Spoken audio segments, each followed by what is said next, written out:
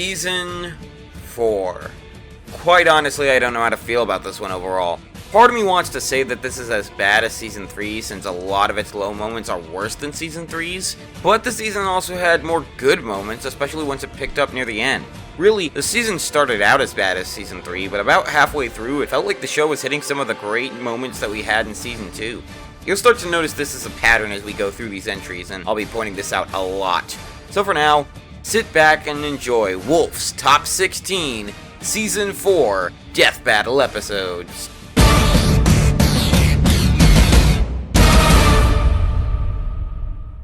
To start off this entry, I think I should refer you to something I said back in the Season 2 list. One thing I hate more than wrong episodes is boring episodes. Yeah, that sounds about right for this one.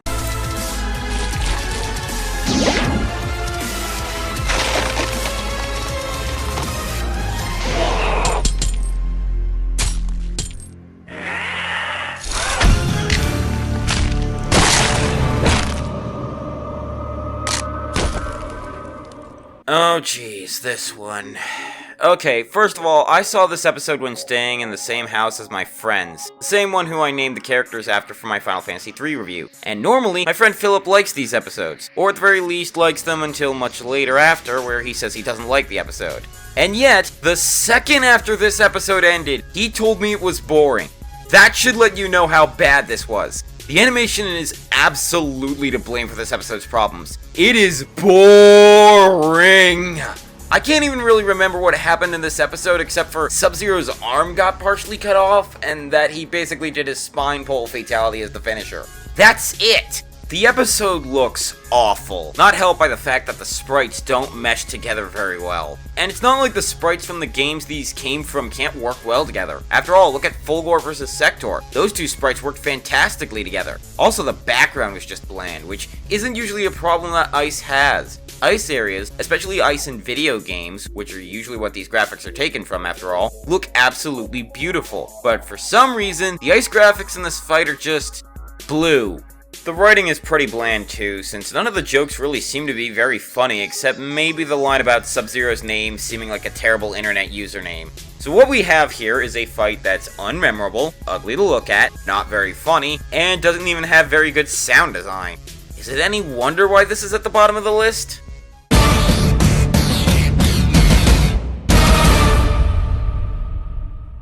And hey, while we're railing on boring fights, how about we look at the episode right before number 16 on this list? Like I said, you can't touch me. I'm not trying to. Lightning Dragon Fire Mode! Lightning Fire Dragon Roar!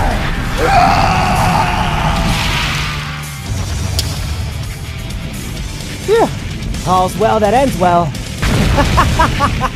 How fitting that an episode that had the opposite winning anime from Zoro vs. Ursa also has the opposite position as it on this list. While Zoro vs. Ursa looked and sounded amazing, this one was just boring to look at and hard to listen to. Ace sounds reasonably fine, but Natsu makes my ears hurt. It also doesn't help that I still wasn't a fan of the digitized images thing that a lot of Season 3 and Season 4 did. This episode really is forgettable, and you honestly can just skip over it because it's not enjoyable.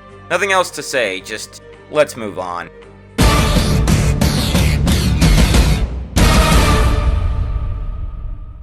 Like I said before, Season 4 didn't really hit its stride until near the very end. The back half of Season 4 was so much better than the first half. That being said, there is one very notable exception. Not even you can prevent this! Remember, kids! Remember me!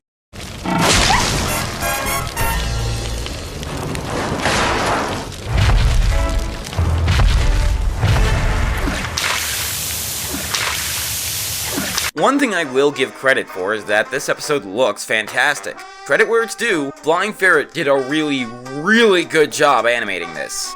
But that's about it. There's several problems with this episode. First, the voice acting. Both Christopher Sabat and Christopher Rager are great voice actors, and seeing them together seemed like it was going to be so awesome, and then it wasn't. Their characters aren't the worst voices in Death Battle, but they were pretty bad in this one. The jokes? Even rewatching this, I can't tell you a joke that was even remotely memorable or good. Hell, just like Luigi vs. Tails or the Season 2 finale, the ending blow is just disturbing. Seriously, poor McGruff. I feel so sad for the poor guy. Not that this episode made him out to be very deserving of that, considering he was made to be an asshole. I understand that's part of the comedy, but if you're going to have a finishing blow that tugs at people's heartstrings, don't make the character who died look like he partially deserved it. Well, at least it's not completely boring like the first two.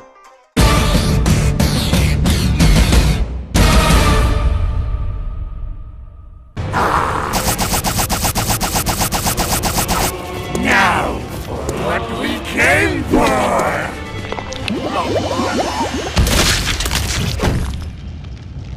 Up goes the weasel!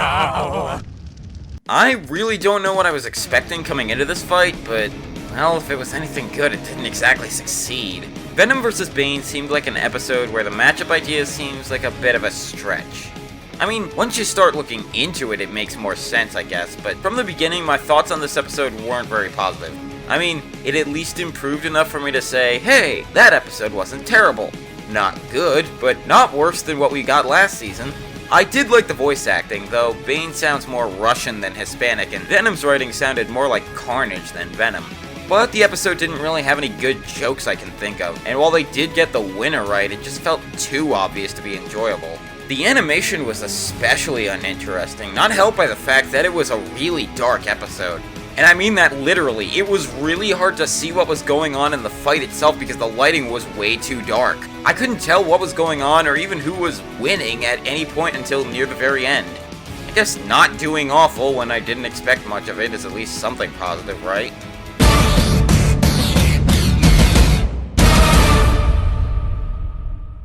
And now it's time for everyone's favorite game, What's the Controversy?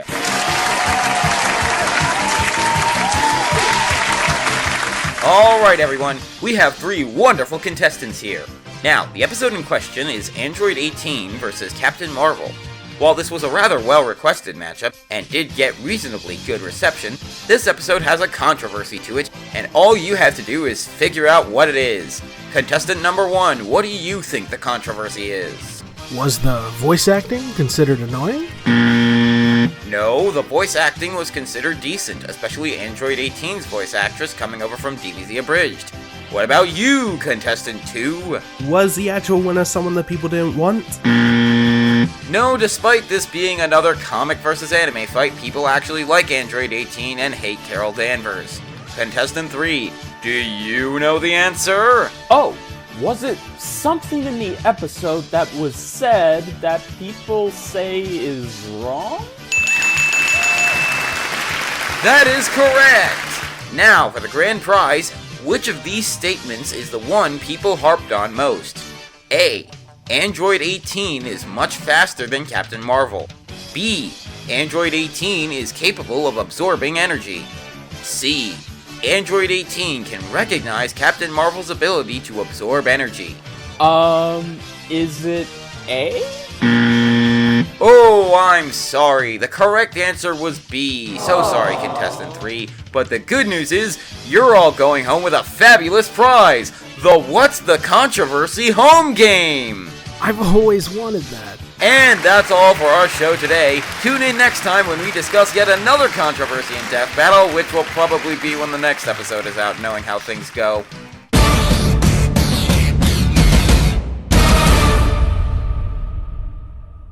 Are you kidding me?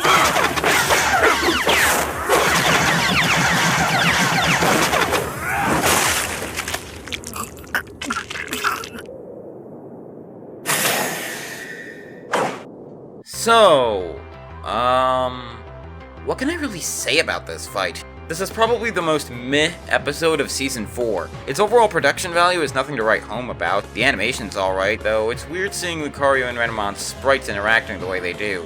The writing is okay. There's not really any jokes that are gutbusters, but there are still a few jokes that made me give a slight chuckle.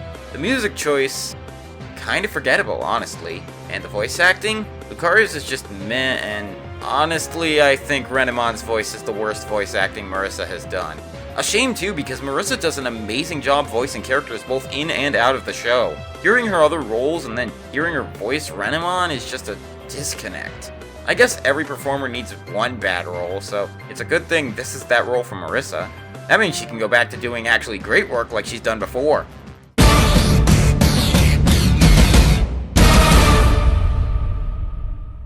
Quite honestly, going into Season 4, I had pretty low expectations, and the first episode kinda proved what I was expecting.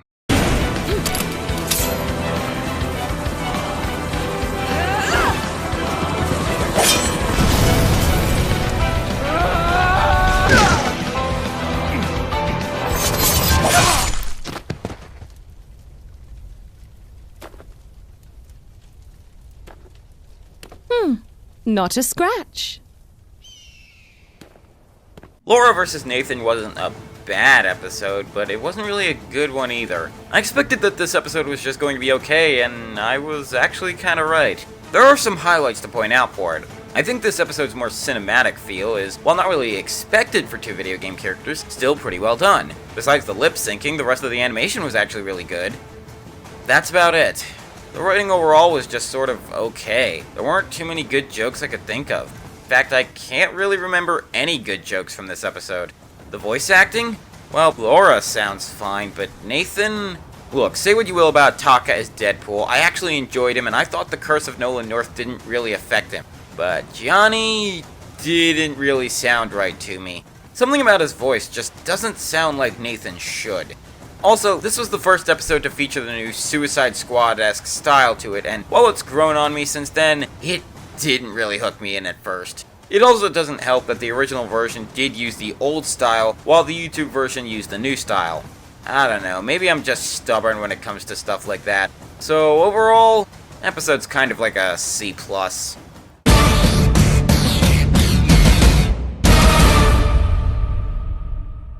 Oh boy, I better tread lightly here.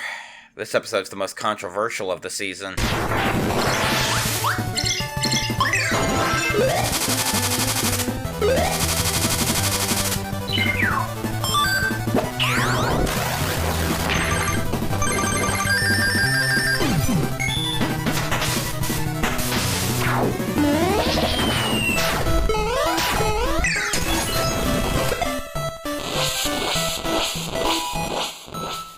So, Scrooge McDuck is probably one of the last characters I would have thought to add to Death Battle.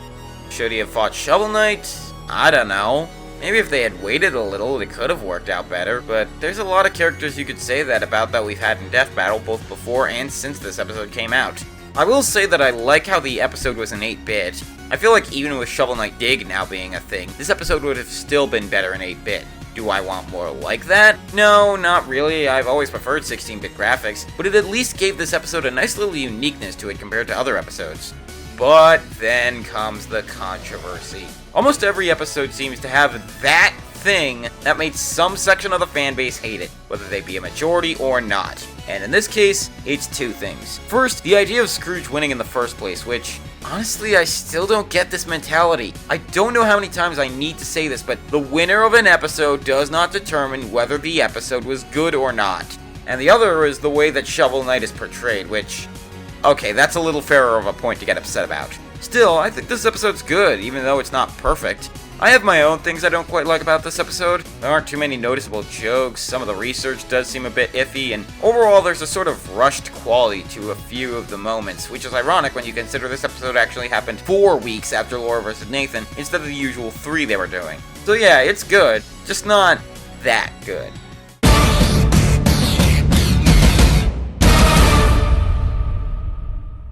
You know, I've started noticing a pattern over the years of watching this show. Sometimes the biggest rivalries end up having the most lopsided results. Take this episode for example. Give him covering fire! With what? Everything!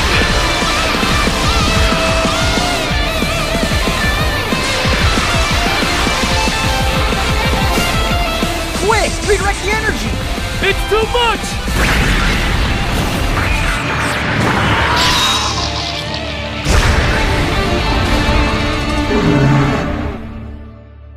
Now this is a fight worthy of the 75th episode, or possibly an even greater milestone. Probably one of the biggest mecha rivalries in fiction, Megazord vs. Voltron was always going to happen, we just didn't know when.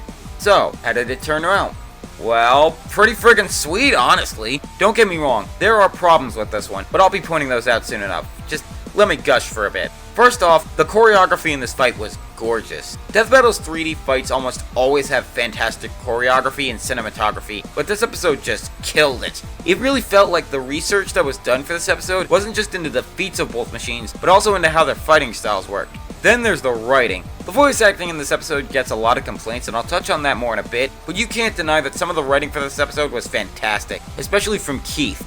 And then there's the battle theme for this track. I don't know how many times I need to sing Brandon Yates' praises through these lists, but holy hell! Of all the custom music in Season 4 that this guy made, Stronger Together is still a fantastic song to listen to, even compared to some of the newer stuff he's made. It's that good. I will admit, it's a little heavier on the Power Rangers influence than the Voltron one in my opinion, but still amazing regardless.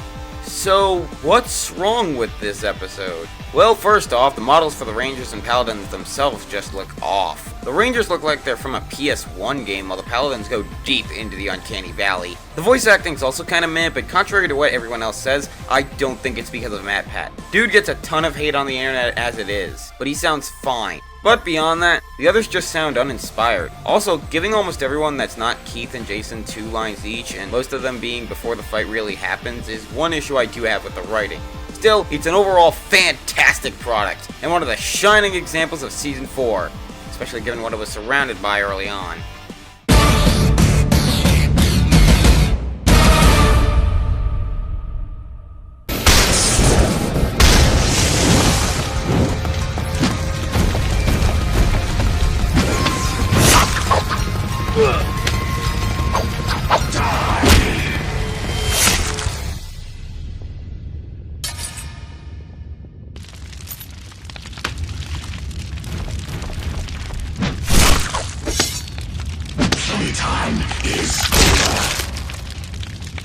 See, that's how you make a brutal death awesome on this show without making it too disturbing. While Silver Samurai is probably considered a B-list or even C-list villain for Marvel, you would probably never have known that if your first exposure to Marvel was through this episode. Plus, getting to see Shredder finally join the list of Death Battle combatants was great too.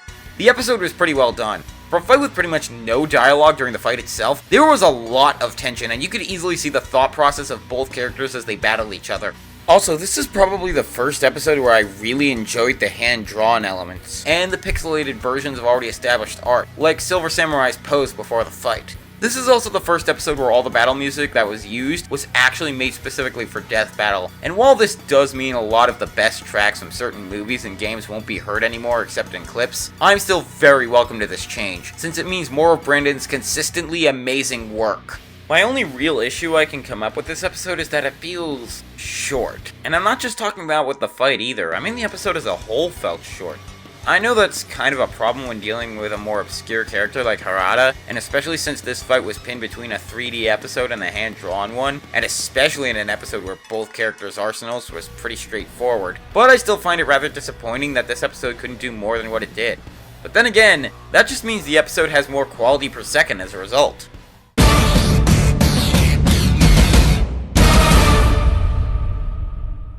And now it's time for probably the second most controversial episode of the season.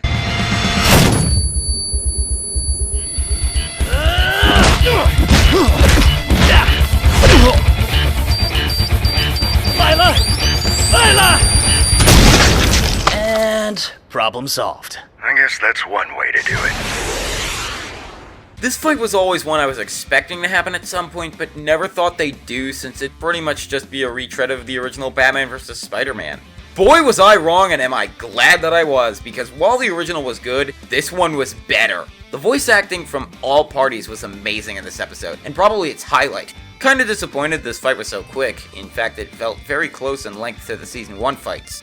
Still, the episode was a fun watch throughout. The animation was a bit weird at times with some of the close-ups, but the fight still had a ton of punch to it. And the musical track, Beyond 2099, was amazing to listen to. Werewolf Theirwolf, an already pretty well accomplished indie rock group, made an amazing track to listen to. And while it wasn't their first song they made for Death Battle, it is still a fantastic showing. It also showed that Death Battle was getting even more professional with their work, as having Theirwolf as a musical group to make some of the songs meant that they didn't need to worry about overworking Brandon and end up diminishing the quality of his work. As a result, both can show off just how amazing their songs are, and they can mimic each other's style pretty well to the point that you can't tell who's making the song when, and you can instead focus on the songs being great. While Season 4 isn't the best examples of the original songs, they're still amazing to listen to. Not much else to say about this one. It was just shocking awesome.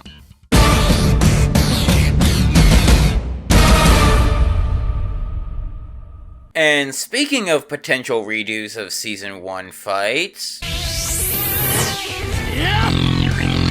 Chaos Control! This'll be over in a nanosecond.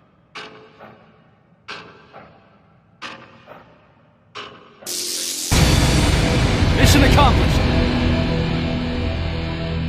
Man, this one was just so amazing. Trying to put into words what I like about it is going to be difficult. First off, the writing of this episode was fantastic. The clips they used for both Metal and Zero were great, even if Zero had to use some voice clips from other characters voiced by Johnny Young Bosch. The animation was pretty fun to watch as well, even if the weird stretching of their sprites in the pseudo 3D was kinda wonky to look at times. The rock music used for the fight feels perfect, since both final boss fights from the Sonic series and songs from the Mega Man X series are known for having hard rock edges to them. The episode was just fun to watch from start to finish, and the only reason it's not any higher, I just like the next 4 more than this one. But don't get the wrong idea, this is still a great ride from start to end.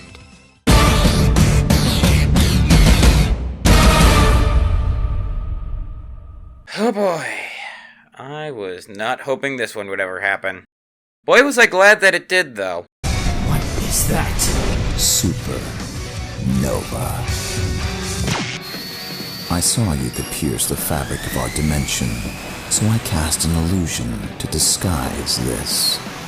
Witness oblivion.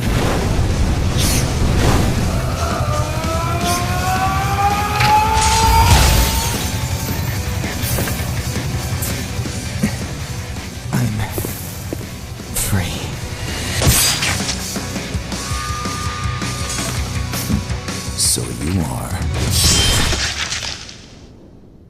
Okay, so remember how I felt about Yang vs. Tifa? Well, after that episode came out, I started to become nervous about what would happen if Sephiroth came to Death Battle.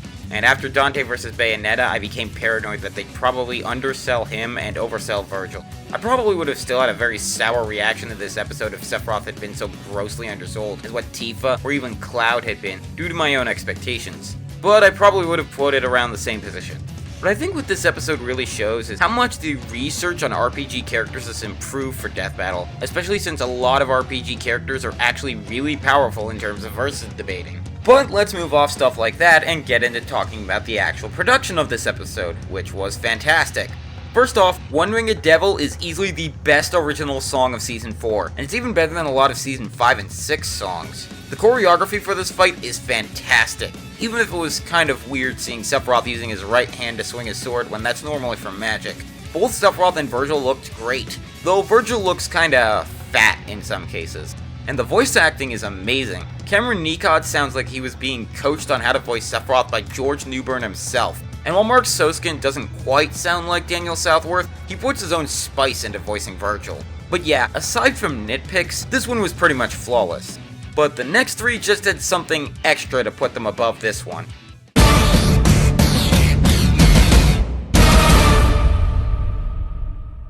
Amazing how just a couple of words can make a fight's quality dramatically increase.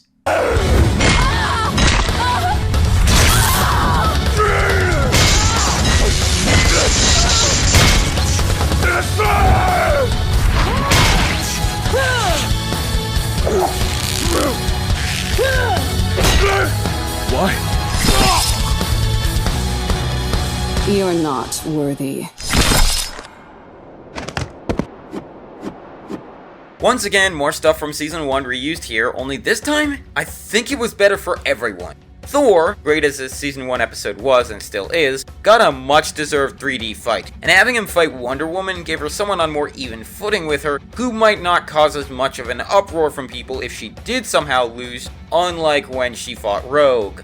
This fight was a fun ride from start to finish, and this also nearly killed Torian's computer, and as a result, caused it to get delayed just like Hulk vs. Doomsday. In fact, during the tornado scene, you can see how much lower quality the fight had to go as a result of the rendering process. But what made this fight get a higher spot over Seth vs. Virgil is the last 30 seconds or so, and especially that one-liner by Diana at the end. The only issue I can say with this one is that there seem to be a few shots missing between certain moments of the finisher, but I'm chalking that up to technical problems and those frames needing to be dropped to get the fight to render properly. Still, this episode is certainly worthy of being as high as it is.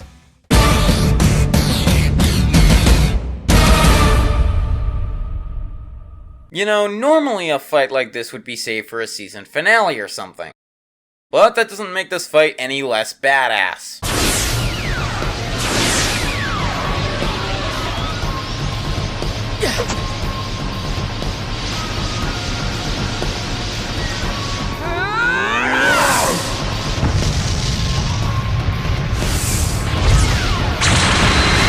Screw you, bastard!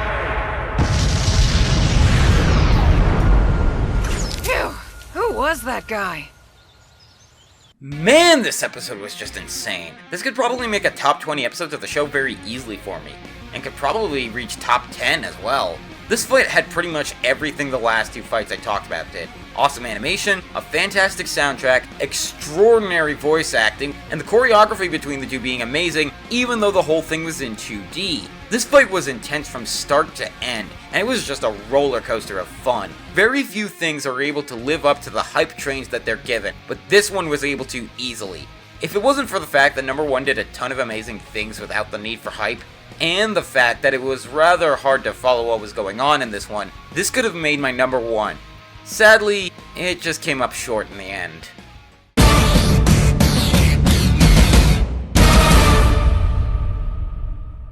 I already said in the last section why I think this episode deserves number 1, but I think on a more symbolic level, this episode deserved it. Because this episode might have set the whole season and even the whole show back on track after being lost for so long.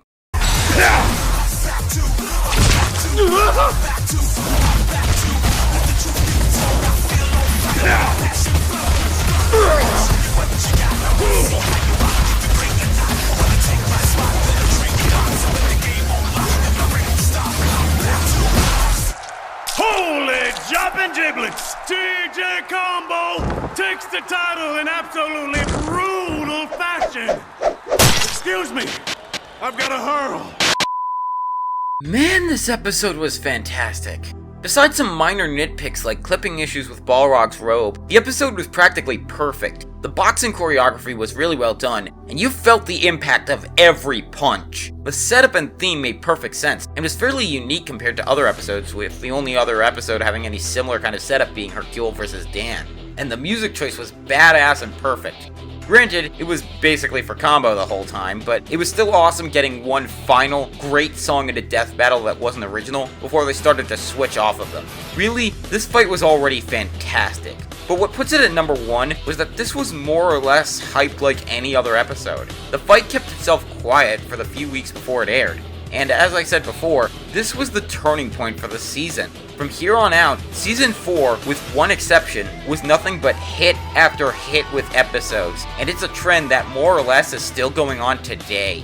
And that, combined with everything else, is what makes me feel like this episode was deserving of the number 1 spot on this list. Well, this was a fun list to make, but next week, we look at a fantastic season. I'll see you all then for the Season 5 list.